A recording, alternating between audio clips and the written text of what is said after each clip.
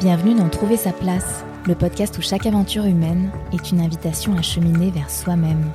Je m'appelle Claire Grévedon, je suis coach professionnelle spécialisée en reconnexion à soi et une fois par mois, je vais à la rencontre d'êtres humains qui m'inspirent pour partager des conversations qui font grandir. Qu'il s'agisse de leur mode de vie, de leur carrière ou encore de leur identité, tous ont fait des choix conscients et courageux pour vivre une vie alignée avec eux-mêmes. Cette vie, elle est aussi à ta portée. Alors je t'invite à prendre place et te laisser inspirer. Saviez-vous que le mois de mars est le mois de la francophonie au Canada et que le 20 mars est la journée internationale de la francophonie ? Même en France, du 15 au 23 mars a lieu la semaine de la langue française. Bref, ça faisait 3 excellentes raisons de choisir Sadvik pour l'épisode de mars. Sans trop vous spoiler, Sadvik, il est originaire d'Inde.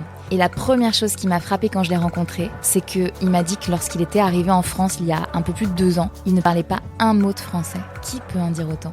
Alors, même s'il aurait été clairement plus confortable d'avoir cette conversation en anglais tous les deux, on a décidé de se donner un défi, enregistrer l'épisode en français.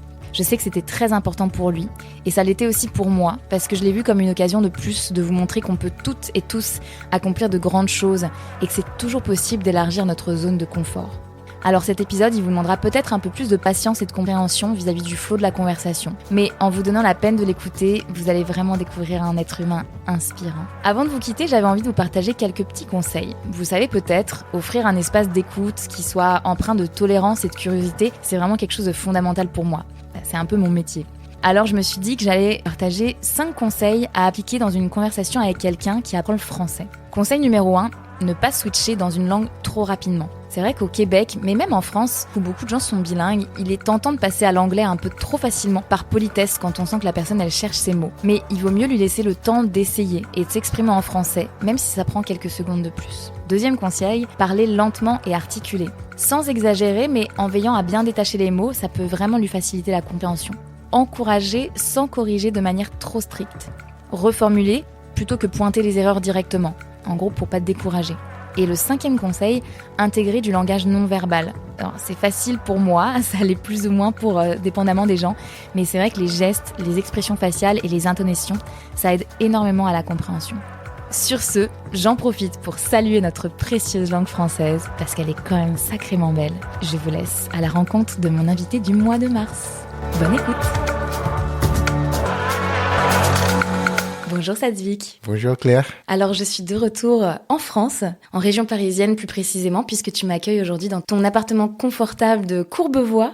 Ouais. On est assis par terre, sur un tapis molletonné dans ton salon et tu m'as servi un bon thé miel gingembre parce que je suis un peu malade. Je me sens extrêmement bien accueillie, donc vraiment merci pour ton accueil. Merci Claire, c'est un grand plaisir de t'accueillir dans une anticipation de 6 mois. Oui. Qu'on a rencontré la première fois à 6h du matin. Et ouais. Parce qu'on est des complètement lève-tôt. malade. On est des lève-tôt. Et oui, effectivement, cette conversation, j'avais vraiment hâte de la voir. Je sais que toi aussi, parce qu'elle représente tout ce qui m'est cher et tout ce que j'ai à cœur de transmettre dans ce podcast. Le fait d'oser parler à des inconnus, d'oser aller à la rencontre de personnes qu'on ne connaît pas, d'être ouvert à la surprise et à la découverte. Et on s'est effectivement rencontrés cet été à Paris dans un club de course, une communauté de course qui s'appelle le 6am. C'est des gens un peu fous qui se retrouvent à 6h du matin. Cette communauté, elle a été créée en premier lieu à Montréal ou en tout cas au Québec. Mais elle s'est vraiment beaucoup développée et elle arrive de plus en plus en France. Et il y en a une à Paris. Et moi, j'allais bientôt partir de Paris, rentrer à Montréal.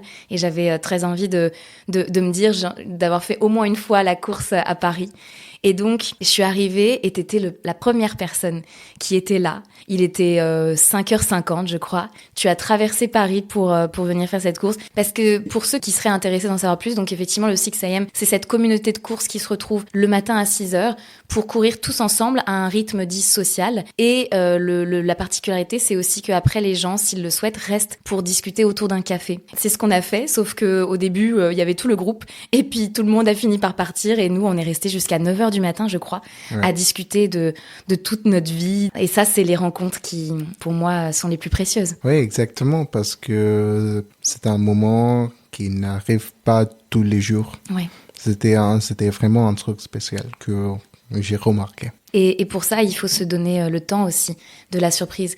C'est pas toujours possible, on a des agendas tous chargés, mais quand on peut s'offrir ce temps, on en parlait hors micro, le temps, je prends conscience de plus en plus que c'est la chose la plus précieuse qu'on a, parce que ça permet ce genre de surprise, ce genre de découverte. Très très heureuse d'avoir enfin cette conversation et de pouvoir partager tout ce que j'ai découvert de toi, toute la personne riche que j'ai découverte avec toutes les personnes qui nous écouteront. Oui, avec plaisir.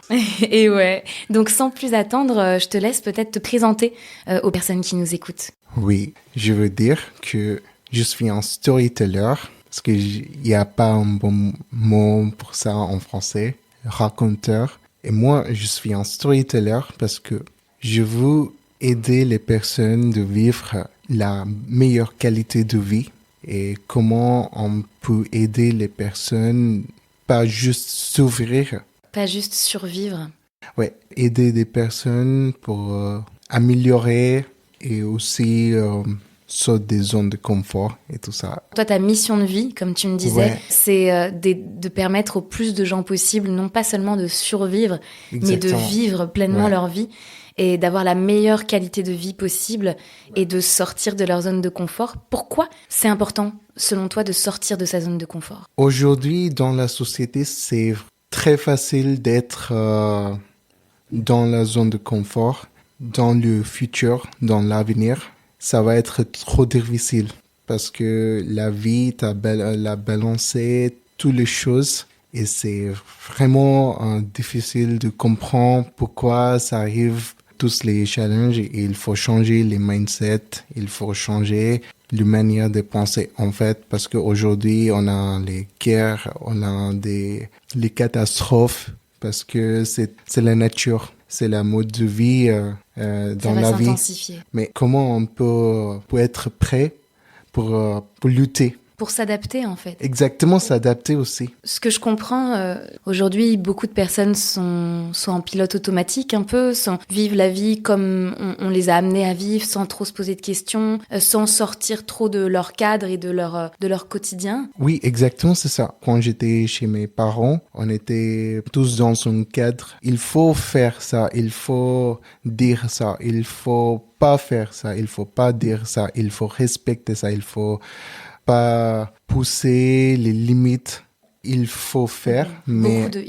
Il faut, mais pourquoi pas en poser des questions? Pourquoi il faut faire ça? Quand j'étais enfant, j'ai toujours posé la question pourquoi. Et donc, j'ai perdu cette phase de poser des questions pour longtemps.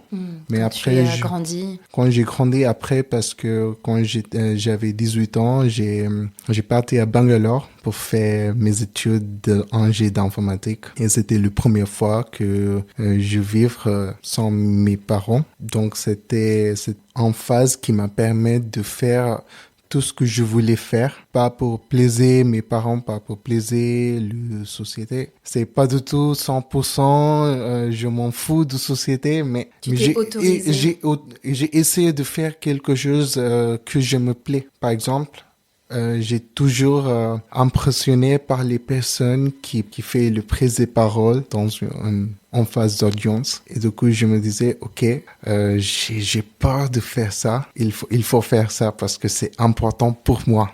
C'est pas important pour les autres, c'est important pour moi de faire ça. Si tu me permets de résumer dans ton interprétation de sortir de sa zone de confort, c'est oser questionner le statu quo. Oser poser des questions, oser se demander, est-ce que ça me correspond vraiment? Est-ce que ça, c'est vraiment ce que je veux? Ou est-ce que c'est la société, l'extérieur, l'éducation que j'ai reçue qui me fait aller dans cette direction ou qui me fait agir de cette manière-là? Oui, exactement. Et normalement, les personnes ne font pas ça parce que c'est difficile. Voilà. C'est très difficile de confronter soi-même. Les questions est très difficile, les réponses est aussi encore très difficile parce que on va dire pas sugar-coated parce que les personnes essaient d'éviter toutes les réponses et du coup ils sont dans une mode autopilote. Ouais. Oui, en fait, sortir de sa zone de confort, c'est pas forcément faire des choses folles ou changer de vie, etc. C'est juste se questionner, en tout cas selon toi, c'est vraiment ouais, oser se questionner, oser des choses qui nous sortent du quotidien, qui nous sortent de ce qui paraît facile, mais qui en fait ne nous rend peut-être pas heureux, qui nous fait survivre à ton point. Et donc en fait, au fur et à mesure, ce sont ces choses-là qui sont les plus faciles dans le court terme, qui font que ça devient le plus difficile à long terme parce qu'on n'est pas aligné, on n'est pas en train d'agir ou de vivre de la manière qui nous correspond le plus. Ouais. Si on fait un pas de recul, parce que on est tout de suite parti dans des grandes discussions, mais évidemment, je pense que tous les auditeurs et auditrices auront remarqué ton accent. Donc, je pense que c'est important aussi parce que ça fait partie intégralement de ce que j'ai envie de partager de toi aujourd'hui. Tu es originaire d'Inde. Ouais, j'ai jamais envisagé ma vie en France, jamais. J'ai envisagé d'aller au Californie parce que Silicon Valley, Bay Area. Mais je suis à Paris. Je suis à Paris. J'ai un peu accent parisien, désolé. Mais j'essaie toujours de parler comme les Français parce que je parle 6 langues et j'ai aucun accent de 6 langues que je parle. Quand je parle anglais, j'ai pas un accent indien parce que je parle 4 langues indiennes. Du coup, quand je parle les autres langues indiennes aussi, j'ai pas d'accent. J'ai grandi dans une ville cosmopolitaine, on va dire. Où est-ce que tu as grandi en Inde? J'ai grandi dans une petite ville aux régions de Odisha, c'est en est de l'Inde. Mais ma région natale, c'est Andhra Pradesh. Culturellement, c'est sud de l'Inde et la langue, c'est tellement différent. Pour t'expliquer, c'est comme chinois et anglais. Pas de même famille de langues. Donc, c'est 2 langues qui n'ont absolument rien à voir. Ouais. Et toi, tu parles les 2 langues. Ouais. Et en fait, quand j'avais 10 ans, j'ai parlé 4 langues. Waouh. Qu'est-ce qui a poussé à ce que tu parles 4 langues dès 10 ans? En Inde, c'est un grand pays. Pour t'expliquer, si Europe est un pays, France, Allemagne, Royaume-Uni sont l'État de l'Europe. Et donc, on a 28 l'État en Inde. Chaque État, son culture vraiment différente, l'histoire différente, les nourritures aussi différentes. Donc la culture, la langue, la nourriture, c'est comme si c'était des pays complètement différents. Exactement. Et j'ai grandi dans une région qui est pas la région natale. Du coup, j'ai appris anglais premièrement en école. C'est ma première langue en école. Le deuxième, c'est Hindi. Hindi, c'est langue... la plus courante On va dire le plus courant. Mais à sud de l'Inde, les personnes n'arrêtent pas de parler Hindi. Et le troisième, c'est ma langue natale, c'est Telugu. Et quatrième, c'est langue de région que j'ai grandi, c'est Odia. Voilà, c'est 4 langues que j'ai déjà appris quand j'avais 10 ans. Et après, pour faire mes études d'ingé informatique à Bangalore, c'est notre Silicon Valley en Inde, le premier, on va dire. Parce qu'aujourd'hui, on a 4 et 5 zones de Silicon Valley, on va dire. Zone de start-up et tout ça. Mais à Bangalore aussi, il y a des langues qui s'appellent Kannada. Parfois, quand je présente, je parle Kannada aussi. Qu'est-ce que tu veux dire Canada? C'est un pays, tu veux dire canadien? Non, c'est en langue Canada. Voilà. Et le 6e, c'est français. Et avant français, j'ai essayé de apprendre japonais parce que j'aime regarder les animés et tout ça. Alors, ça m'a pas échappé, t'as dit, j'ai jamais pensé que je vivrais à Paris, en France. Alors, comment tu imaginais, à quoi ressemblait ton enfance en Inde et comment tu imaginais ta vie d'adulte? Quand j'étais enfant, on est dans une culture multiculturelle, on va dire, et c'était naturel pour nous si les personnes qui sont différentes, qui arrivent de différentes cultures, on accepte les personnes. Et puis, c'est pas du tout le même cas pour les autres qui ont grandi dans leur région natale. J'ai pas mal des amis qui ont grandi dans une même ville pendant 24 ans.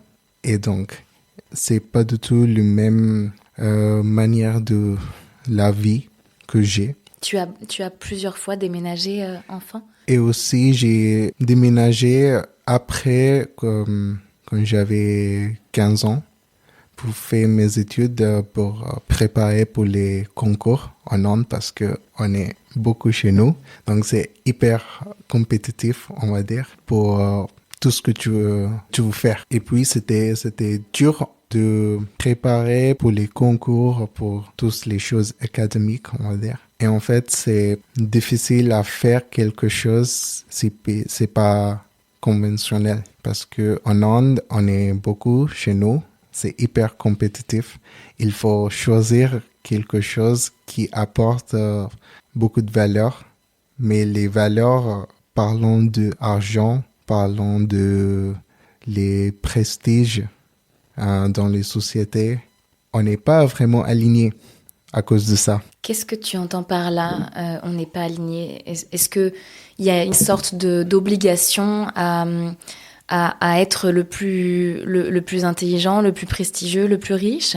Exactement, c'est le mot que je cherche, obligation. En Inde, parce qu'on est plutôt collectif, la société est plutôt collective que soit Europe, soit les pays occidentaux, on va dire aux États-Unis, Australie, les cultures occidentales. Plutôt individualiste. Par exemple, quand je parle avec mes parents, c'est un peu bizarre parce qu'on est collectiviste. Donc, ils vont tout de suite penser à la communauté, à tout un groupe autour, que vont penser les gens, etc. Oui, exactement. Et parce qu'on est collectiviste, on n'a pas parlé de « oh, j'ai besoin de temps privé, en salle privée pour quelque chose pour faire privé ». C'est un concept bizarre. Parce qu'ils partagent, ils sont habitués à tout partager. Ouais. Quand j'ai grandi aussi, particulièrement, quand j'étais adolescent, je voulais faire quelque chose. Dès ton adolescence, tu avais cette conscience de vouloir vraiment faire quelque chose que tu voulais vraiment faire. Ouais. Comment ça a été pris par tes parents? Comment ça a été accueilli? Enfin, il y a des limites que je peux le faire ça. Par exemple, j'ai envie d'être un rockstar. Comme je te disais, quand tu as posé question, est-ce que tu es un son qui m'a décrit? C'est un son de distorsion de la guitare. Quand j'avais 11 ans, mes cousins m'ont présenté une artiste américaine qui s'appelle Linkin Park. Et la première fois quand j'ai écouté, c'est quelque chose hors du monde pour moi. Et je me disais, c'est tellement les choses que je veux faire. Et puis, je voulais faire ça, mais mes parents vous disent souvent qu'il faut concentrer sur les maths, mathématiques, les physique et chimie pour faire des meilleures écoles d'ingé et tout ça. Il faut faire ça. Il faut faire ça parce que école d'ingé informatique, c'est vraiment quelque chose de prestigieux, quelque chose qui va apporter beaucoup de valeur pour moi. Mais j'ai jamais posé de questions pourquoi je voulais faire ingé d'informatique. Finalement, c'est pas très loin de l'éducation en France, par exemple.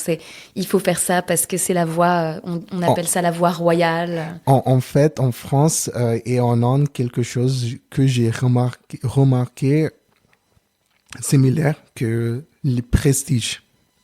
On va dire, si tu sors de grande école, c'est valorisé. Ça valoriser la vie est meilleur et tout ça, mais on jamais pose les questions pourquoi les grandes écoles c'est très important pour nous en tant que les entrepreneurs et entrepreneuses. Pourquoi c'est important pour faire les grandes écoles? Est-ce que ça a apporté le grand valeur? Parce que pour les entrepreneurs, il faut juste résoudre les problèmes de société. Voilà. Tu parles d'entrepreneuriat. Et ça me fait penser à dans tes propres mots, tu dis quand tu te présentes que il y a 3 ans, tu as décidé de te créer la vie que tu voulais vivre. Ouais. Qu'est-ce que ça veut dire et comment tu l'as créée cette vie? On va aller dans le vie passée. J'ai allé à Bangalore pour faire mes études d'école d'ingé. J'ai posé plein de questions. En fait, la première an, J'étais dans une, on va dire, héberge jeunesse, on va dire youth hostel. Héberge jeunesse, c'était pas mon choix. Mon choix, moitié le choix de mes parents et moitié mon choix d'être dans une héberge jeunesse gérée par l'organisation ISKCON. ISKCON, c'est une organisation. ISKCON, c'est une organisation de un peu religieuse, on va dire, dans les religions hindoues. Il y a plusieurs dieux. Et donc, j'étais un peu religieux pour un an.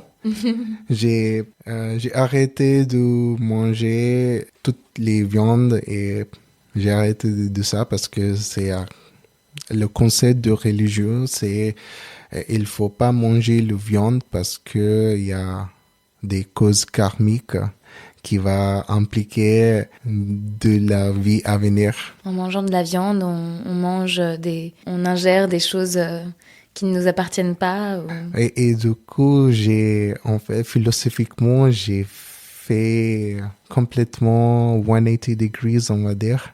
Un 180 degrés. Fait un 180 degrés de ma vie parce que j'étais pas du tout religieux. Et pour un an, j'ai très religieux, plus que mes parents. Et puis, un moment va arriver, j'ai posé plein de questions, comme d'habitude. Pourquoi on va faire ça? Pourquoi il faut faire ça? Pourquoi? Et j'ai aussi posé plein de questions des religions aussi. Et je me disais, non, il faut pas faire ça si c'est pas très aligné. Donc, après 18 ans, la première fois que je voulais faire quelque chose très aligné, quelque chose que j'avais vraiment envie de faire, c'était prise de parole. C'était quand j'ai 18 ans. J'ai fait ça, débat et prise de parole, où on a appris l'approche contre-courant, l'approche de poser les questions, faut pas accepter les avis, il faut bâtir notre avis. Notre pensée critique. Exactement. Ça manque en Inde, ça manque du monde. Une approche contre-courant. Tu veux dire que ça manque dans le monde d'avoir une approche contre-courant? Une approche contre-courant, c'est important aussi pour aligner et aussi pour découvrir. Parce que sinon, les personnes sont autopilotes. En anglais, c'est « If you want to leave a legacy, what would that be ?» Donc en français, si tu veux laisser quelque chose derrière toi à la fin de ta vie, qu'est-ce que ce serait? Il faut vraiment poser la question. C'est difficile, hein, parce que moi-même, j'arrive pas de répondre à cette question. Mais si on pose la question toujours, on serait aligné plus en plus. C'est mieux que poser aucune question. Tu dis que ton année en auberge de jeunesse t'a amené à devenir très religieux. Et en même temps, en parallèle de ça, tu as découvert la pensée critique, les questions à contre-courant, etc. Alors, quel impact ça a eu sur ta perception de la religion? En fait, un an d'après, j'étais dans une héberge jeunesse plutôt religieux. J'ai quitté parce que c'était pas aligné tout ce que je veux faire. Particulièrement, j'ai peur de manger la viande parce que j'avais l'impression que quelque chose de mal à venir dans ma vie. Si je mange la viande, mais c'est juste une croyance. Une croyance. Aucune loi. Fondation, oui. Fondement. C'est juste les humains qui créent les règles. Du coup, tu as recommencé à manger de la viande. Ouais. J'ai recommencé à manger la viande, voilà. En fait, il faut pas vivre... Dans la peur. Dans la peur, ouais. Donc, la découverte de la pensée à contre-courant, des débats publics, je crois que tu as pratiqué la prise de parole en public, les débats publics, c'est ça? Ouais. Pendant plusieurs années. 4 ans. Et quel impact ça a eu, quel autre impact ça a eu dans ta vie? Dans ma vie, en fait, je suis une personne très franc et ça m'aidait de parler les sujets très complexes. En fait, le grand impact que les prises de parole, les débats publics et aussi l'approche contre-courant, que c'est vraiment penser des sujets. Il y a pas blanc et noir.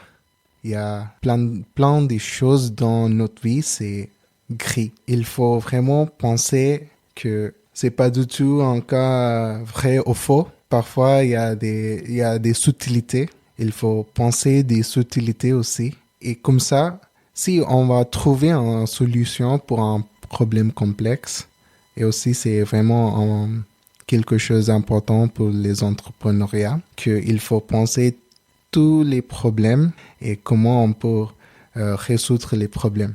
Et c'est ça les grands impacts que j'ai. Et après, j'ai fini mes Angers école d'Angers. J'ai fini mes écoles d'Angers en 2020. C'était pendant les confinements COVID-19. Tu l'as mal vécu. Ouais, j'ai mal vécu. Le confinement était intense en Inde?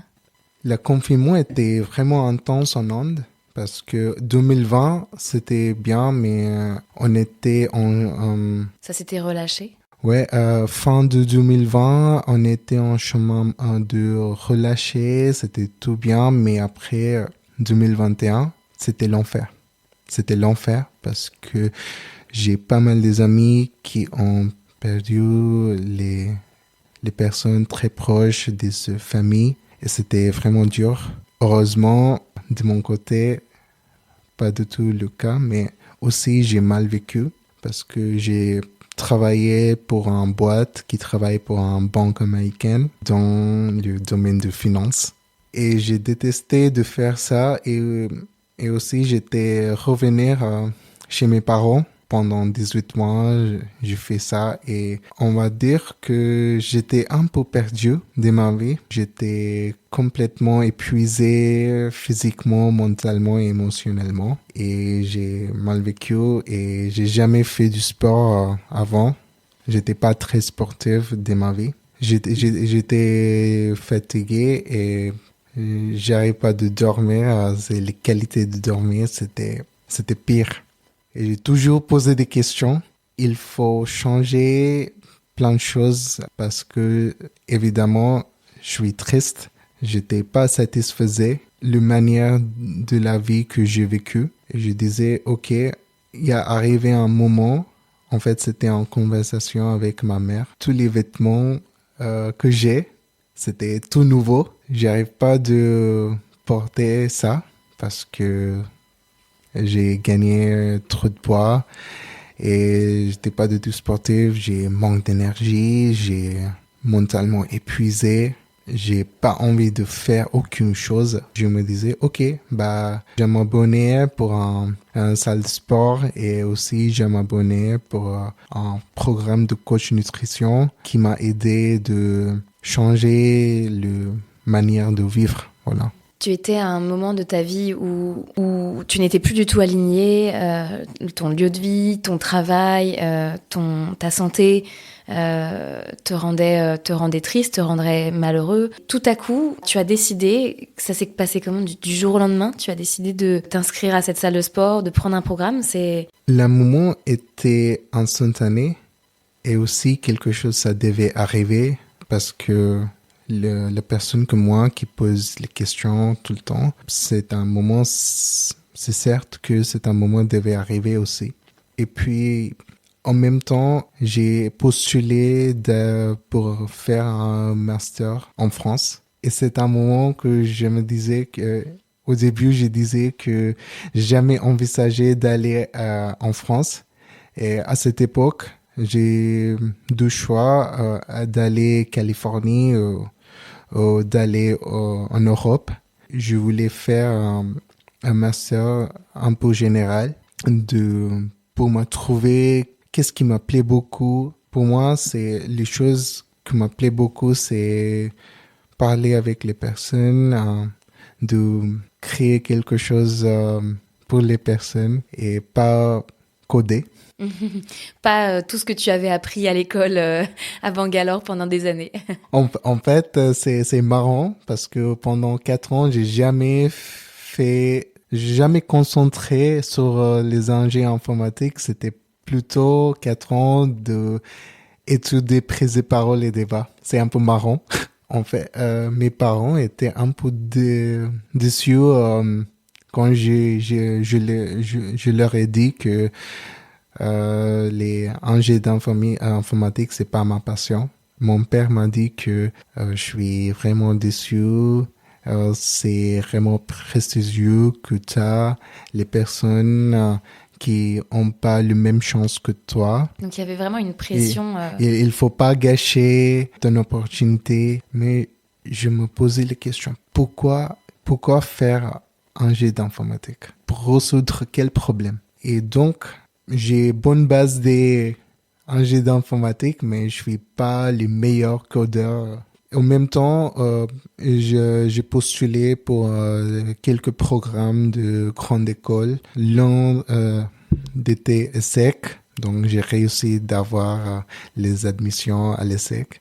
J'ai reçu ça en février 2022. Et ça aussi quelque chose qui m'a poussé beaucoup de faire, il y a une bonne opportunité de me réinventer avant d'aller à Paris. Donc, j'ai commencé de apprendre les langues françaises. Donc, il y a plein de choses arrivées. J'ai reçu l'admission de l'ESSEC. J'étais très contente. C'est la première fois dans plusieurs ans que j'ai senti vraiment, j'ai confiance sur moi de faire, quoi qu'il arrive, je peux le faire.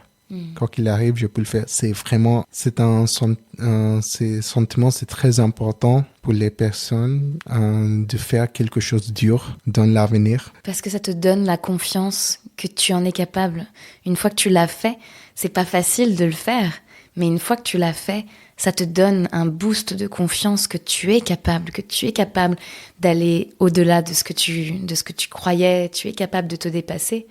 Ça a été un moment charnière pour toi, ce moment où tu décides de te mettre au sport, de faire attention à ta santé nutritionnelle.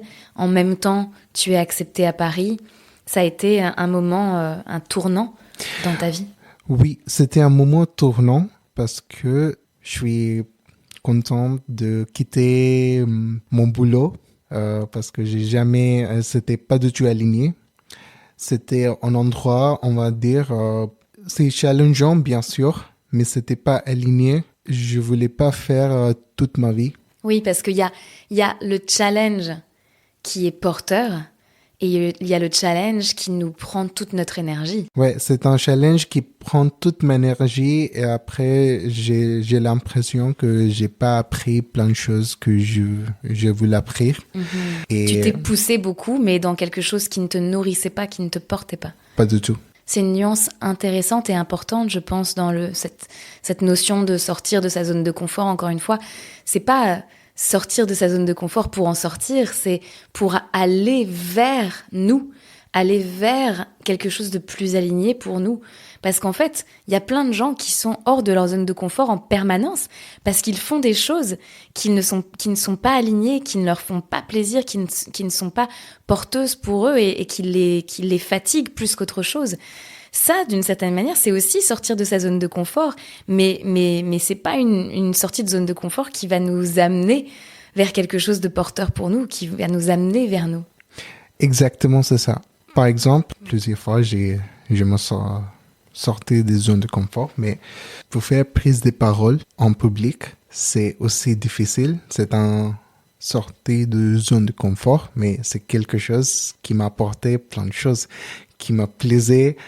Quand je parle en face des 100 personnes, c'était un moment vraiment génial, incroyable, inexplicable. Je voulais faire plein de fois. Je voulais faire comment je peux améliorer.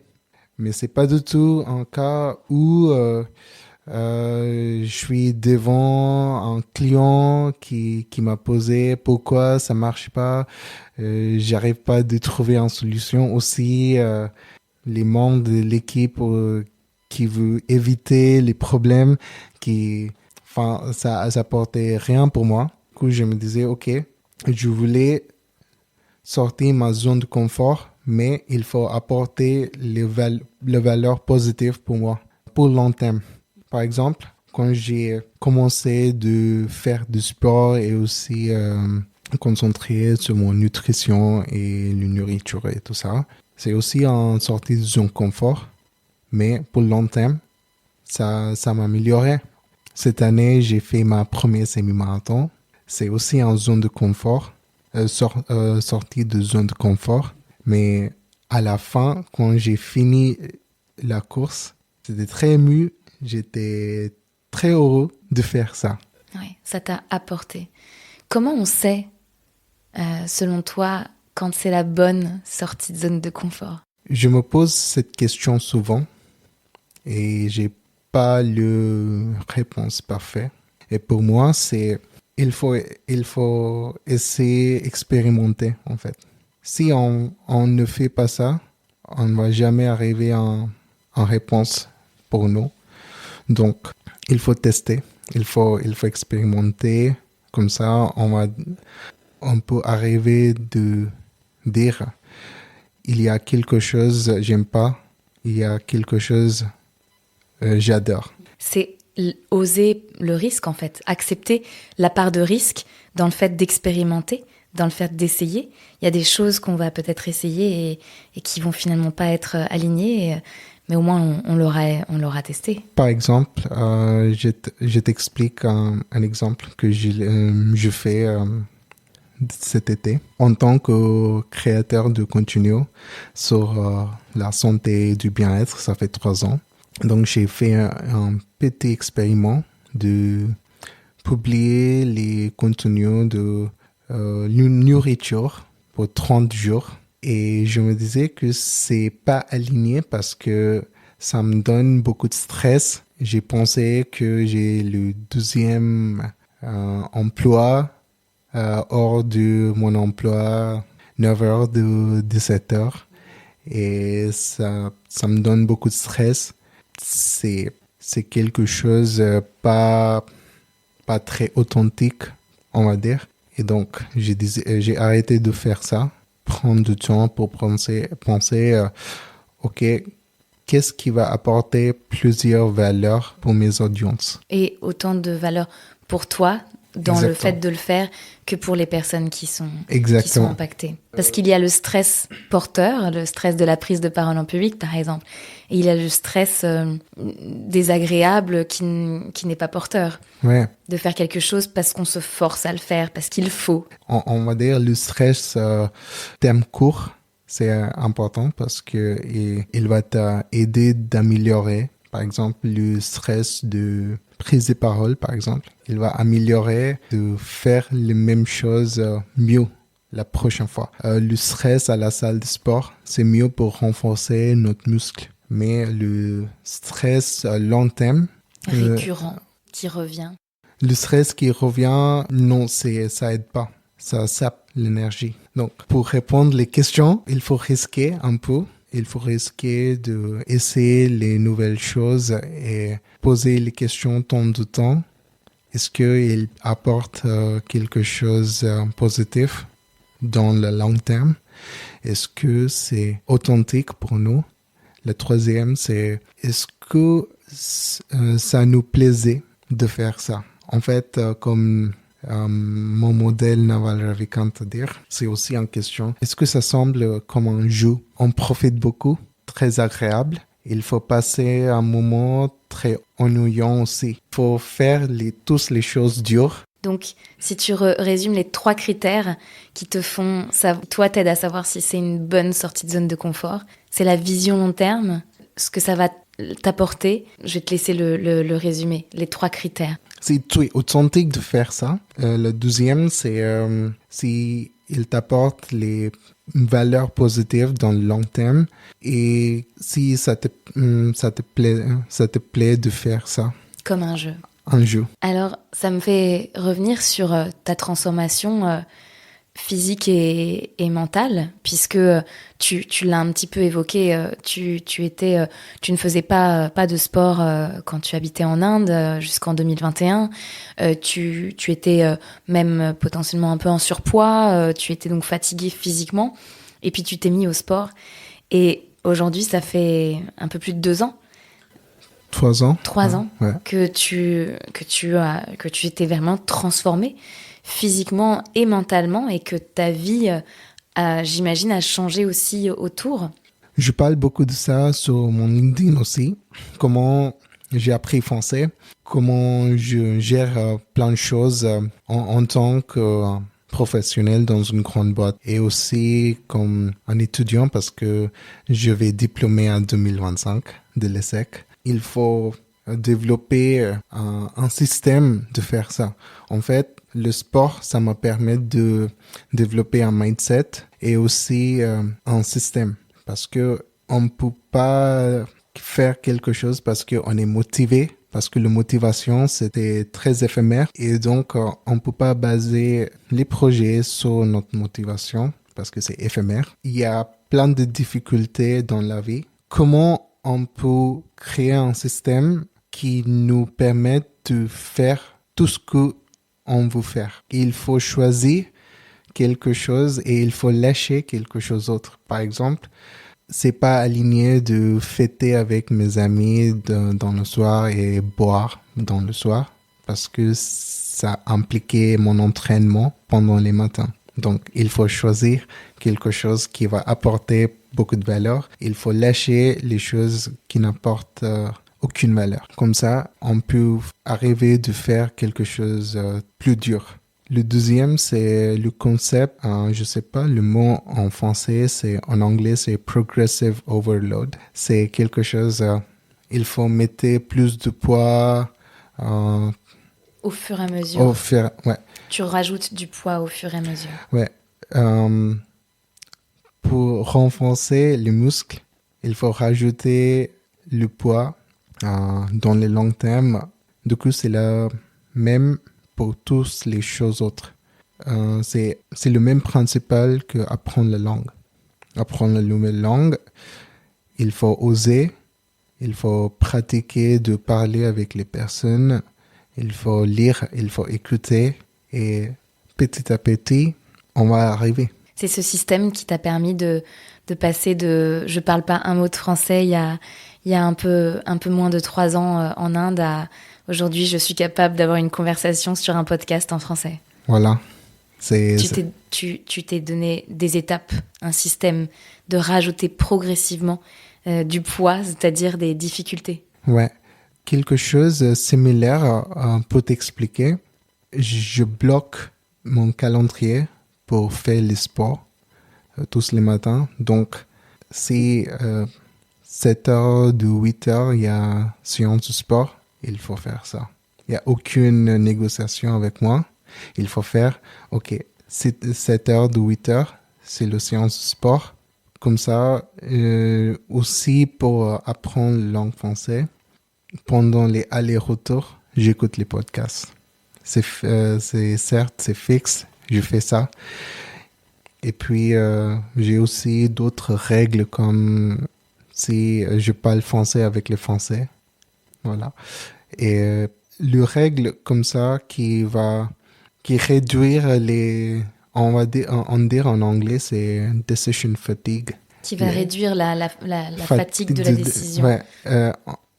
Il faut avoir quelques règles dans la vie parce que ça réduit les fatigues des décisions. Par exemple, si je connais pas qu'est-ce que je vais faire demain matin pour les séances de sport, je suis perdu, complètement perdu. Et tu vas je suis pas motivé. Potentiellement, ça va te faire ça va t'amener à faire autre chose que faire du sport au réveil. Exactement. Donc, il faut avoir un petit plan, mais pas plus précisément. Prévoir d'avance. Ouais. C'est intéressant parce que pour quelqu'un qui pose beaucoup de questions, tu sais aussi quand c'est pas le temps de poser les questions. C'est-à-dire que tu poses des questions de fond, le pourquoi on fait ça, est-ce que ça me correspond, est-ce que c'est vraiment aligné avec moi, etc. Mais quand il s'agit d'agir dans l'action du court terme et des actions, des petites actions qui vont mener à de grands résultats, là, c'est pas le temps de poser des questions, c'est le temps d'agir. Ouais, donc il y a un temps pour tout. Exactement. En 3 ans, j'ai vraiment pratiqué de réagir plus réagir et moins poser de questions. Dans l'entraînement de débat public, on a appris de poser plein de questions.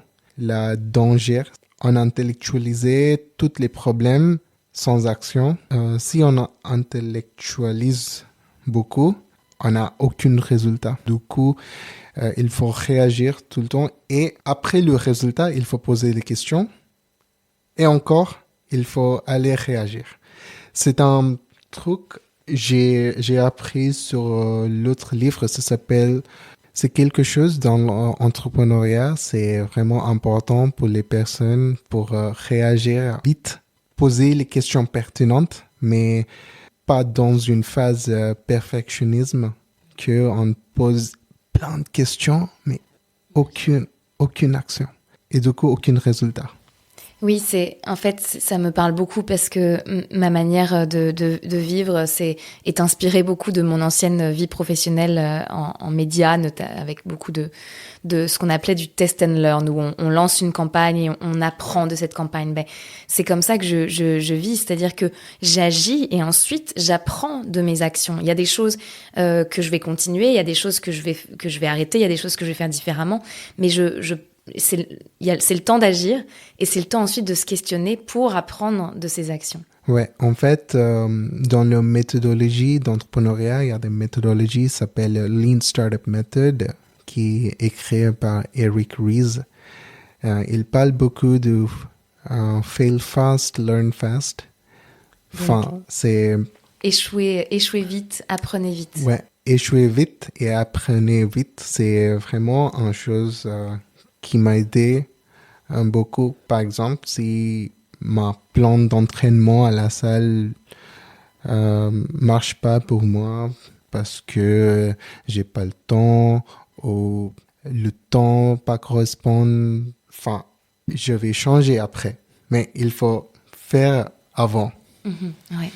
Et ça fait le lien beaucoup avec le coaching et pourquoi le coaching est aussi efficace. C'est parce que dans une séance de coaching, il y a un temps pour introspecter, un temps pour explorer en profondeur, pour se connecter à soi, pour se poser plein de questions. Mais il y a un temps pour agir. Il y a un temps pour prendre des décisions, pour se donner des engagements, des actions. On arrive doucement vers la fin de la conversation, mais j'ai quand même quelques questions encore pour toi, si tu me le permets, parce que je t'entends beaucoup parler d'entrepreneuriat. Quelle place ça a aujourd'hui dans ta vie ? Cet été, j'ai lancé mon programme de coaching. Coaching sportif et nutritionnel. Coaching sportif et nutritionnel. Ça passait bien. J'avais quelques clients indiens qui ont en Europe. Ça me permet d'apprendre plein de choses, approfondir aussi quels sont les problèmes des expatriés en Europe et est-ce que peut créer une solution qui va impacter plein de gens. On parle de 2000 ou 20 000 personnes. Je suis en train de poser plein de questions, en fait, comment je peux mettre mon énergie dans les projets qui m'apportaient beaucoup de valeur positive. Et aussi poser des questions d'authenticité. Est-ce que ça aide les personnes? Sinon, c'est rien. Je suis dans la phase d'introspection. Le coaching a bien passé. Ce que je remarque aussi de toi, c'est que tu sois dans une phase d'introspection, à poser les questions, ou dans une phase d'action, tu es constamment en mouvement. Oui. Pour moi, une exercice qui m'a aidé beaucoup, c'est d'écrire toutes les questions, toutes les réponses qu'on a. C'est mieux que penser, parce que un mode de penser toujours, ça aide pas beaucoup, parce que ça risque de perdre plein d'idées. Alors, avant qu'on conclue cette conversation, il y a une question que je t'ai pas posée, qui est la question signature du podcast. Ouais. C'est quand, toi, la dernière fois que tu t'es senti à ta place? La dernière fois quand j'ai senti à ma place, c'est quand j'ai été invité à Station F par mon ami pour prendre un café, pour discuter les idées. Qu'est-ce que c'est, Station F? Station F, c'est un incubateur plus grand du monde. Plus grand incubateur du monde. C'était créé par Xavier Niel. en tant que fondateur de opérateur télécom Free, aussi des fondateurs de Kima Ventures qui investit dans les entreprises françaises du monde. Donc, l'ambiance à Station F, c'est quelque chose de différent. La première fois que j'étais là l'année dernière, en décembre. À cette époque, j'étais chez L'Oréal. On était invités par mon équipe parce qu'ils ont choisi 4 ou 5 startups pour nous présenter. Et j'étais hyper participatif. J'ai posé plein de questions. J'étais vraiment intéressé par leur projet. Mon manager remarquait ça et elle m'a dit, Sadvik, tu étais dans une zone naturelle. Elle m'a dit que j'étais vraiment passionnée et il faut trouver quelque chose, un endroit qui te plaît beaucoup, qui te pousse beaucoup et aussi un milieu des personnes qui va encourager de sortir de zone de confort. Pour moi, Station F, c'est en place comme ça.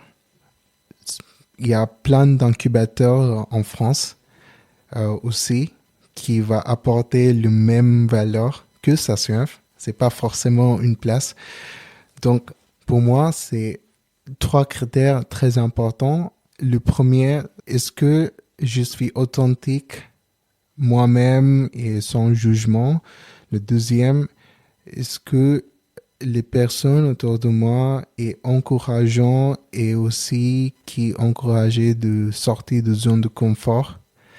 Le troisième, c'est quelque chose de stimulant et plein d'énergie positive.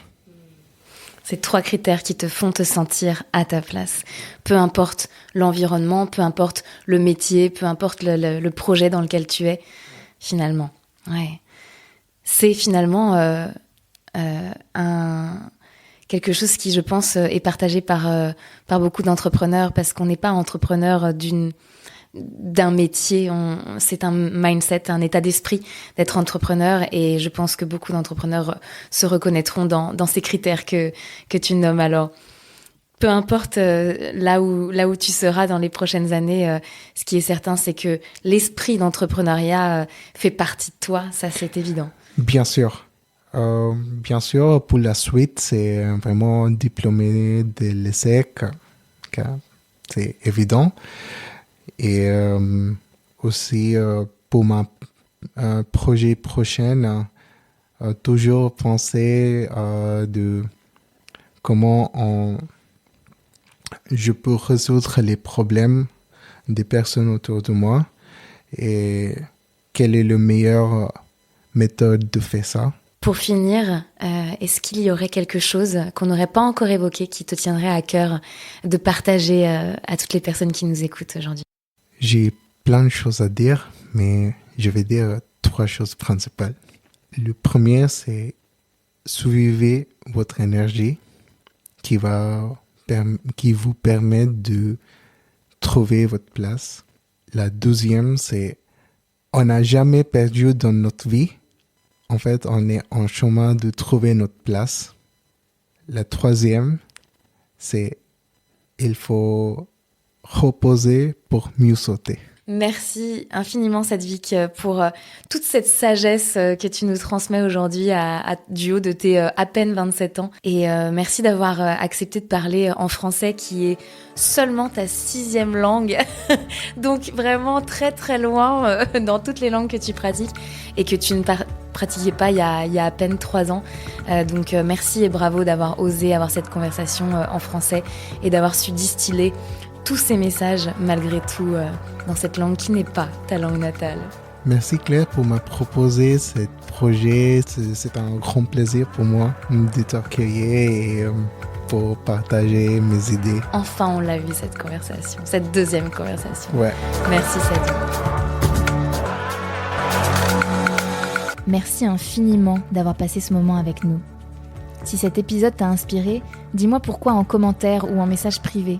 Partage-le autour de toi et laisse un avis et des étoiles sur ta plateforme de podcast préférée. Grâce à ces simples gestes, tu permettras au podcast et à mes invités de rayonner et d'inspirer plus de monde. Pour ne manquer aucun épisode, abonne-toi sur la plateforme de ton choix. Et si tu veux en savoir plus sur moi et mon parcours, toutes les informations sont en description du podcast. On se retrouve chaque premier jeudi du mois. Et d'ici là, je te souhaite de rester à l'écoute de toi.